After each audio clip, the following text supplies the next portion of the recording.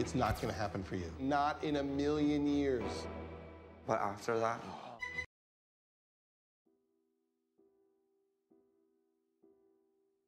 As a kid, many disturbing and creepy things had happened to me.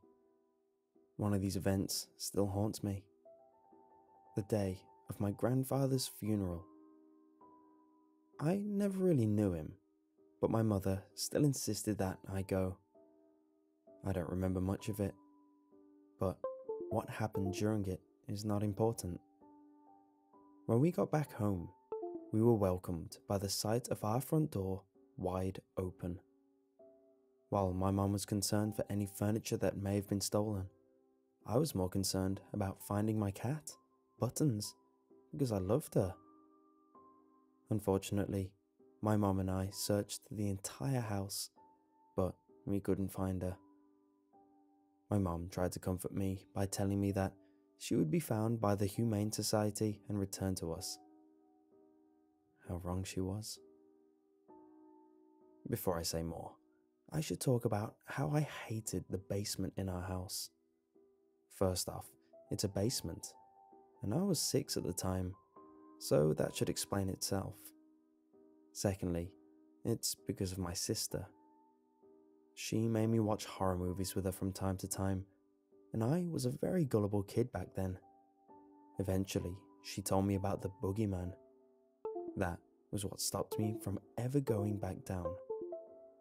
Anyway, a week after the funeral, I started having a reoccurring nightmare about a coffin in the corner of the basement, and in it was my grandfather.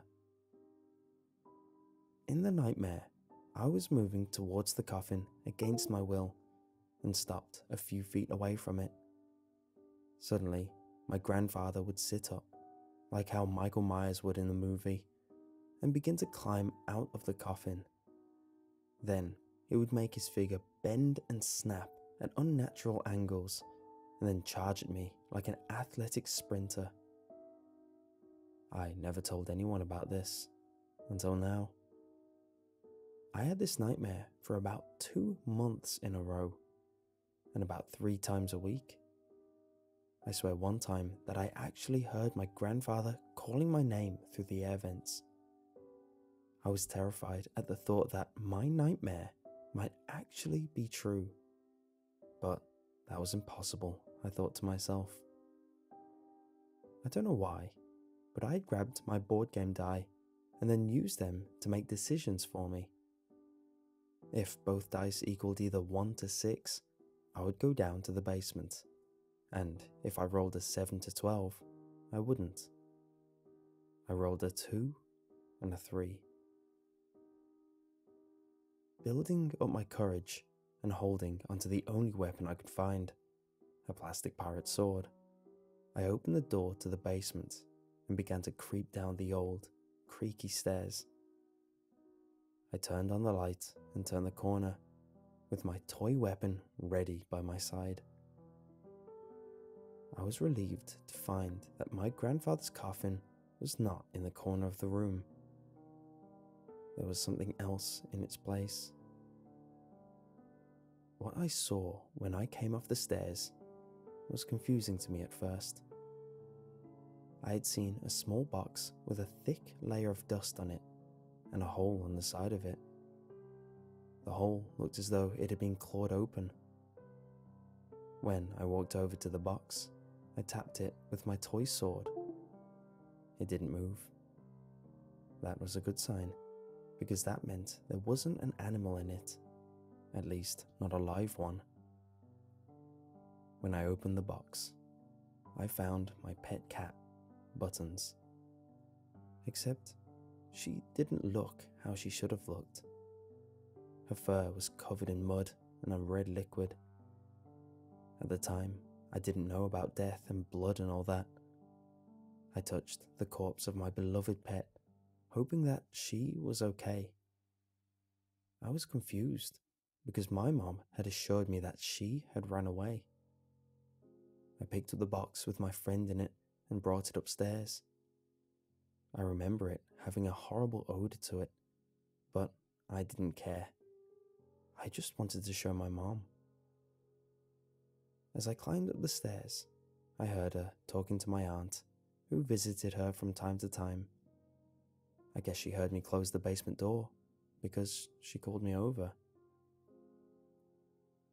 I will never forget her face when I turned the corner into the living room, holding the box. When I entered the living room, she asked what exactly was in the box. I told her that it was our cat. She looked confused, and I told her simply, buttons.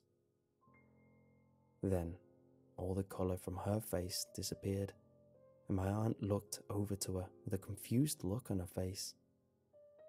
She asked me to hand her the box, so I handed it to her. She hesitantly opened the box's lid and screamed. My aunt looked over to the box and looked like she was going to throw up. I was confused because my innocent child mind had thought she was sleeping and had been walking in mud. My mother then tried to explain how all things die when they get too old, using my grandfather as an example. I hadn't noticed it until then, but my cat had a long cut across the side of her throat. My mom said she didn't know how long she was there. She said that it was possible that she was in the basement the entire time, found the box and died in it. This was strange. I specifically remember going down to the basement to check if she was down there. And why was there a hole in the side of the box? It didn't make sense. Eventually, we just forgot about it. Or at least, my mom forgot about it. The memory of buttons kept haunting me as a child. In fact, it haunted me so much that I started having more nightmares, similar to the one with my grandfather. Except my cat was in the nightmare too.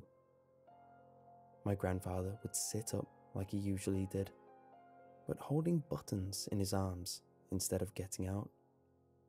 He then proceeded to put 2 fingers in my cat's mouth and tear the top half of its face right off. After waking up from this nightmare, I began to cry. I didn't want this to be how I remember my pet. I had to tell this to my mom, but I still kept it bottled up inside of me.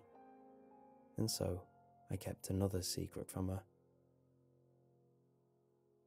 A couple of years later, when I was 8, I slept over at my friend's house, who lived a block or 2 away from me.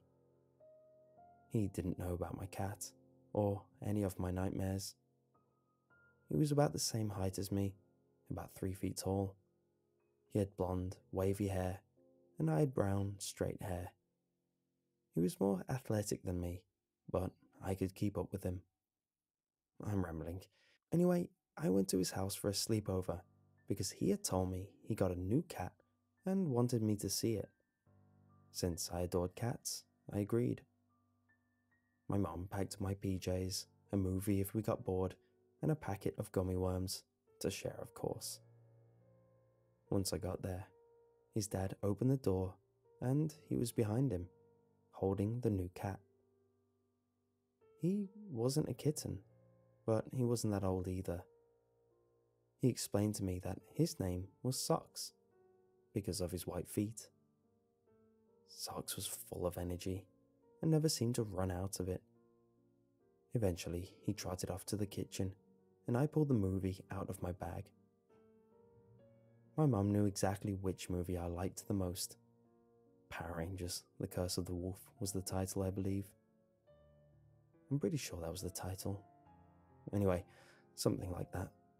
Well, I assume we both fell asleep during the movie, because I woke up in a sleeping bag on the ground. I checked the time on his Superman clock. 4:30 a.m. Why had I woken up so early?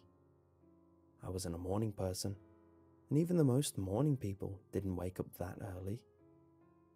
Suddenly, I heard a loud screeching coming from the kitchen. Being the nice friend that I am, I let my friend sleep while I investigated. I took his flashlight and opened the door slowly.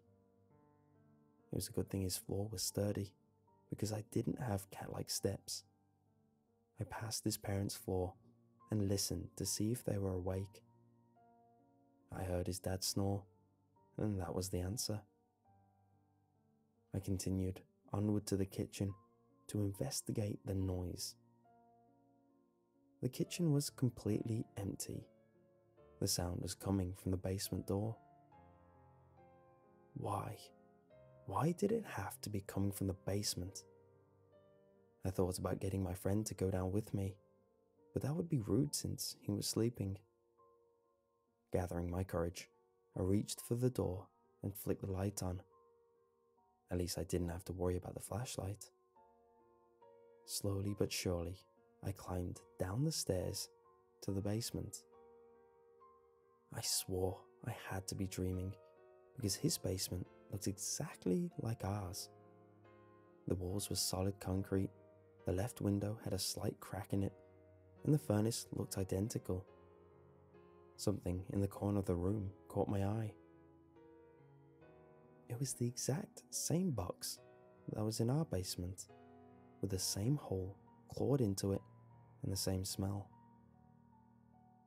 I was afraid to open it at first, fearing I was having another nightmare. Hesitantly, I lifted the top off the box. Inside, I expected to see my pet exactly how I had found her the first time, but in its place was another animal. It also had a cut across its throat and its side. Its 4 paws were white, like it was wearing socks. I had to hold back my vomit. I screamed, closed the box, and ran upstairs. I ran into my friend's room, and then his parents' room, and led them down to the basement. This time, however, Socks was gone, and the box was empty. Even the basement looked how it should have when I went down. The odor remained, however.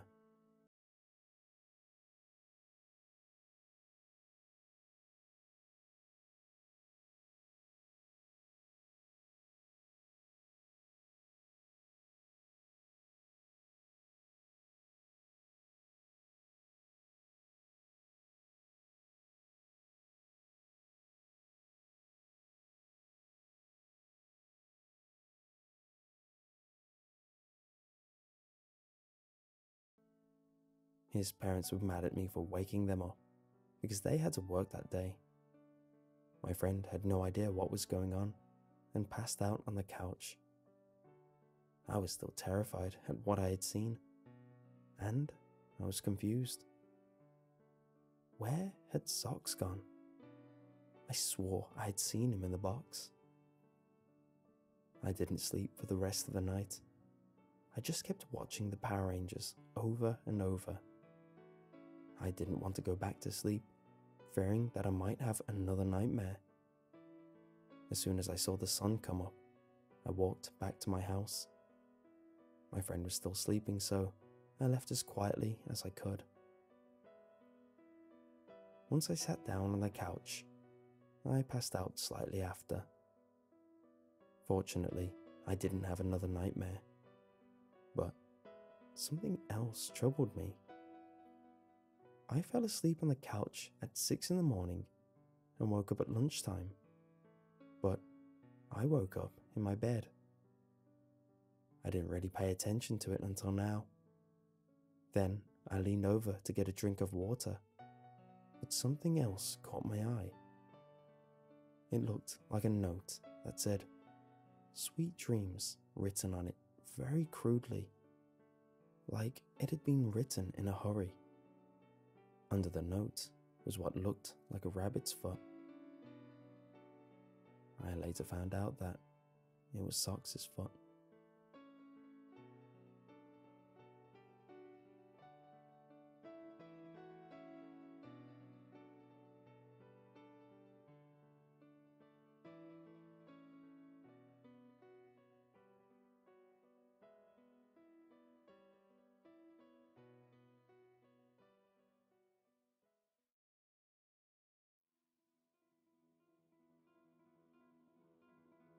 Some people consider 3 AM to be the spirit's time to communicate with us.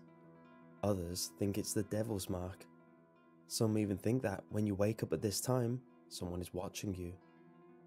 But if someone were to be watching you, how would they watch if there were no windows or doors in the room you were in? There are many superstitions for what 3 AM could be. I'm going to tell you the real meaning of this worldwide time myth. While you sleep soundly, you dream. While you dream, you are unaware of your surroundings. Unaware of what could be lurking in the closet, under your bed, besides you in your covers. Your eyes flutter open and you check the time on either your watch, cell phone, alarm clock, or simply whatever you have lying around that has time displayed on it. But knowing the time doesn't really matter, right? You rub your eyes and blink a few times, adjusting to the darkness of your room. You hear the sounds of floorboards creaking, the sound of pitter-patter along the ground. I'm sure it's just a mouse, you think to yourself. Maybe it's just a mouse, or a large rat. A very large rat indeed to be making such loud footsteps. You dare not look over the edge of your bed, for you are paralyzed in your fear. You're just scaring yourself. Enough already with this foolishness, you tell yourself. But is it foolishness? Or is there reason to be scared? Are there monsters under the bed, waiting to snatch your feet and pull you under the bed when you get up in the middle of the night to use the restroom or get a drink of water? You do not believe in monsters. Those were stories that your mother or father told you years ago as a child. The boogeyman, Sandman, and other monster stories that were just stories to give you a spook, right? Yeah, right? Monsters aren't real. You think and chuckle at your childish fears. But wait, what was that? That pitter-patter of feet seemed to be getting closer.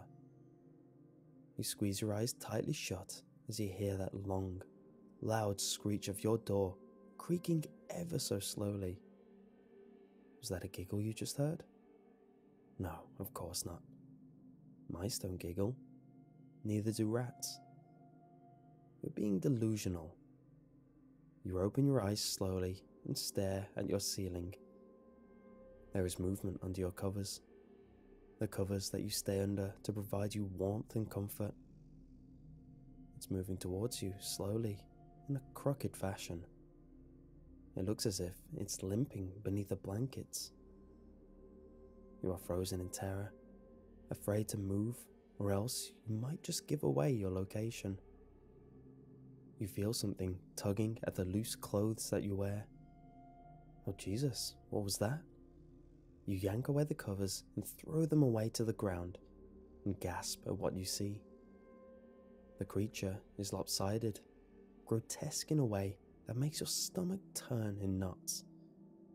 It wears torn fabric and looks hundreds of years old.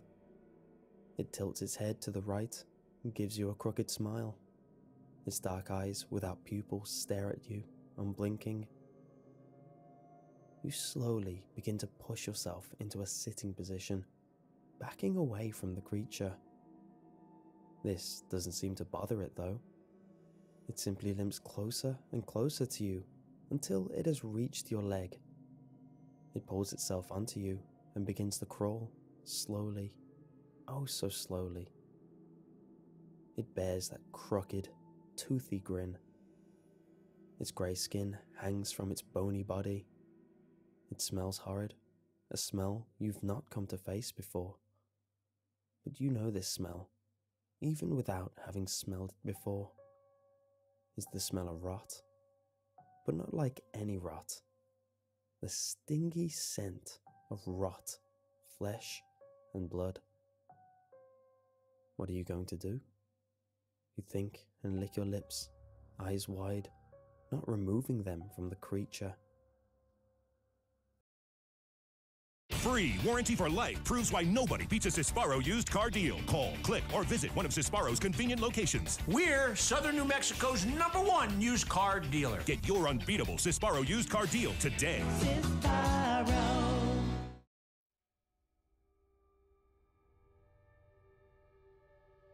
Her sickness appeared inescapable as it demolished her health. My mother's weakness seemed to exacerbate the illness. The discomforting fact about her sickness was that doctors had no ability to determine what was causing it. Slowly and gradually, each day, her body began to deteriorate. First, her nails began to snap. Then her hair began to fall in clumps. And now her skin was peeling uncontrollably. It was as if she were being slipped chemo pills. By this time, our house no longer felt like a home. It was transforming into a hospital.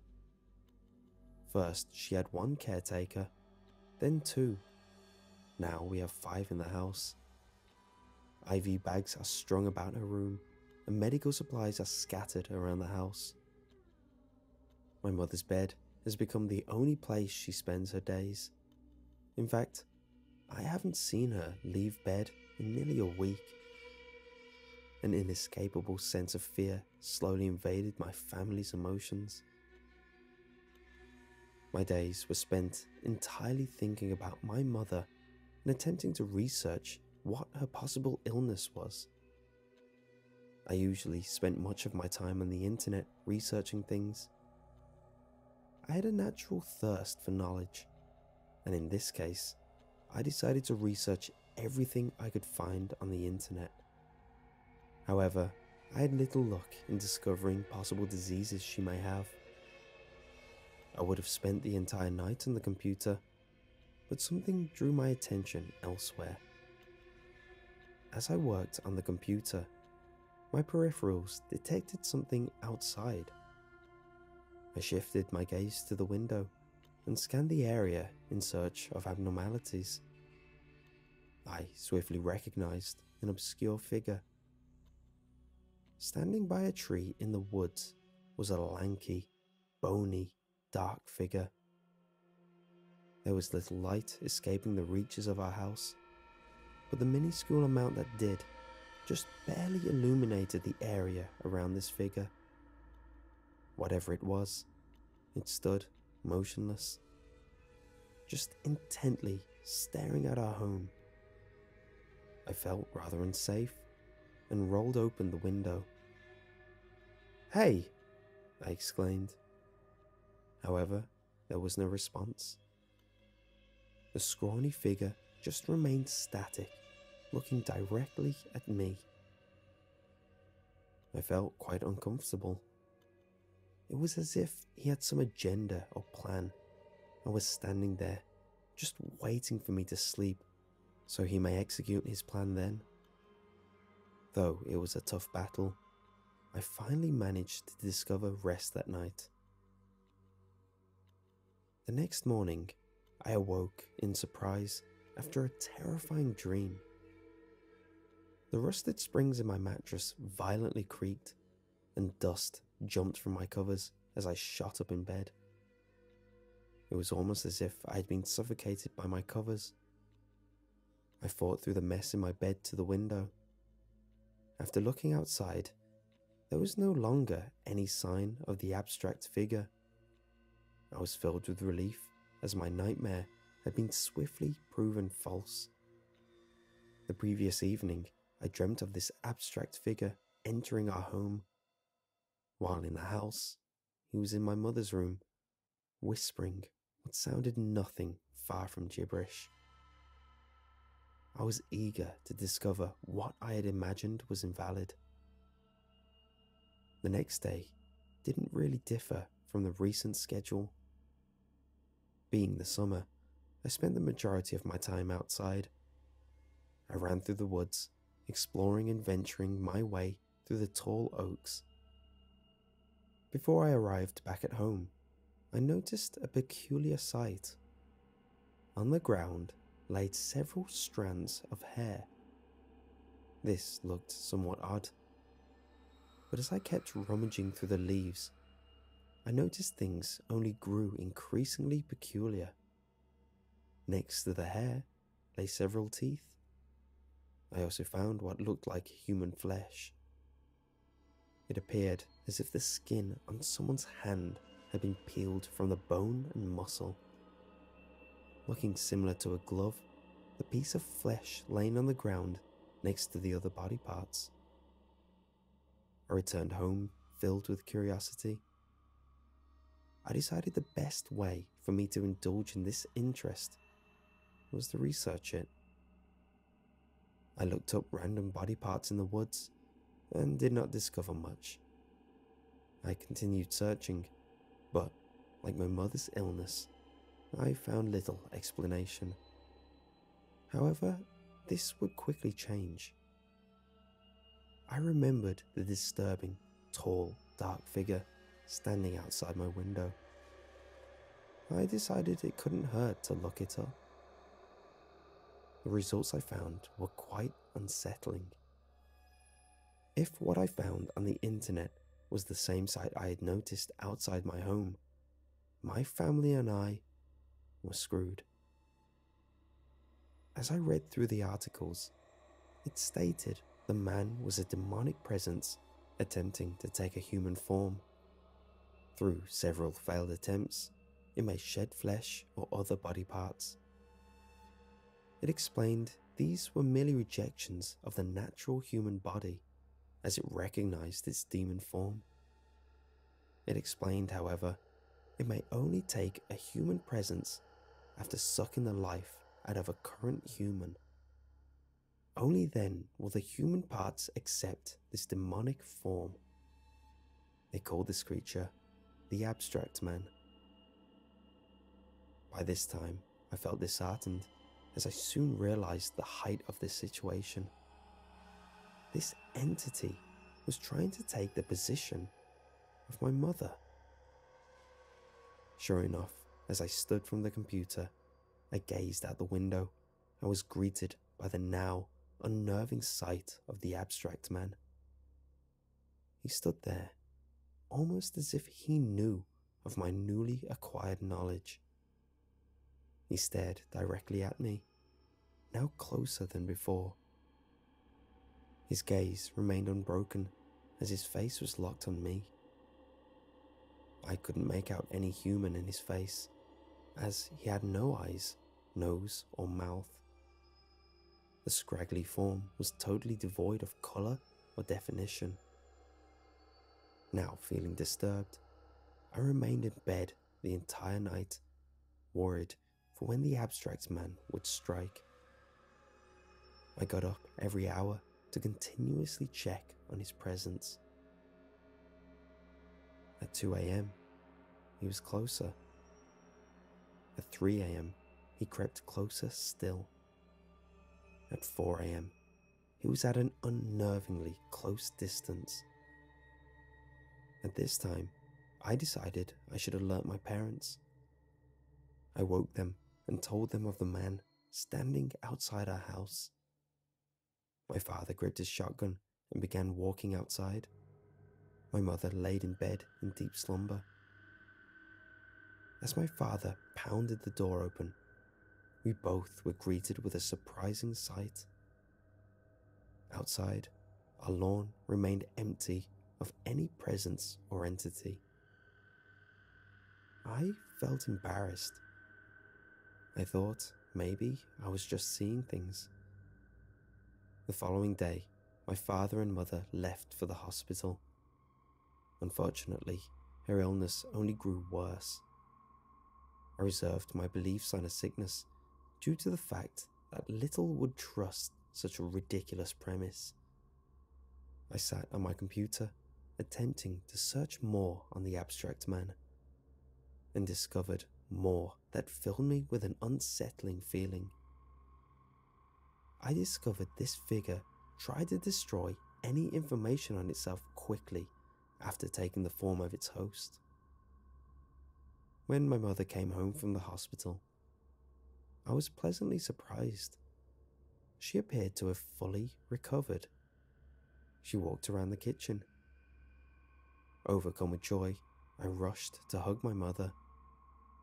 I thought, after the disappearance of the abstract man, she would easily be able to return to a healthy state. As I returned to my room, I received a phone call. When I picked up the phone, my heart sank. Eerily, over the phone, I heard a familiar voice. Sounding rather weak, my mother spoke. "Son, I love you. No matter what happens, I love you." She sounded as if she was fighting for life. I tried to respond, but was unable to. As I peered over my shoulder, standing there, I saw whatever this thing was that now resembled my mother. When it opened its mouth, I heard a sound revoltingly unlike my mother. It uttered shrieks and stood staring at me, flourishing with hate. I looked to the door and tried to dart away. This being chased me with inhumane speed and forced me to halt. It snarled in a nasty voice, but I gripped a nearby kitchen knife. It grabbed my other arm and steadily sped its gaping mouth towards my flesh. It was unsuccessful to bite my limb as I jutted the blade into the creature's neck. It fell to the ground, gurgling on its own blood. It shrieked and struggled on the ground,